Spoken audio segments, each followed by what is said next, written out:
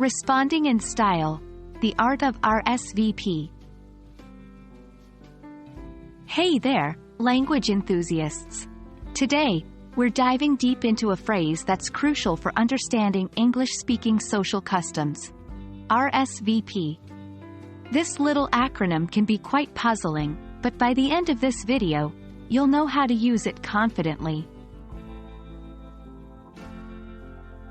RSVP stands for the French phrase, Répondez s'il vous plaît, which translates to, please respond, in English. It's a polite way of asking someone to confirm their attendance to an event, like a wedding, a party, or a formal gathering. In English-speaking cultures, especially in formal events, it's considered good etiquette to let the host know if you're attending. This helps them 1.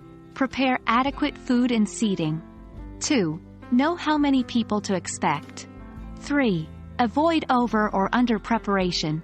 By RSVPing, you're showing respect to the host by acknowledging their effort and helping them plan better. RSVP is usually found at the bottom of invitations. Here's how to understand and respond. 1. RSVP by date. This means you should respond by the given date. 2. RSVP to name, contact.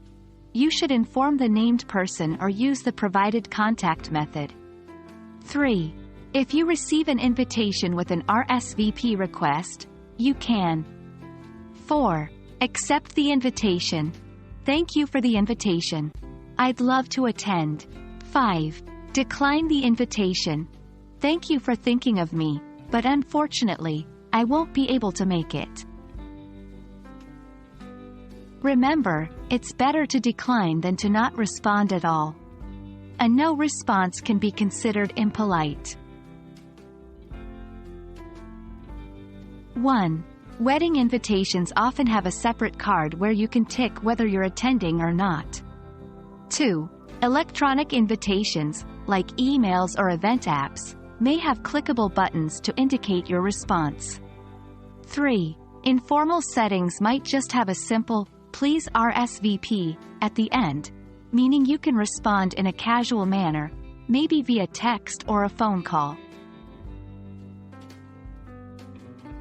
RSVP might seem foreign at first, but it's an essential aspect of English etiquette.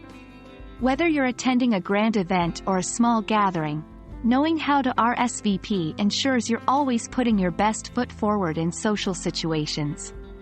Hope you found this enlightening.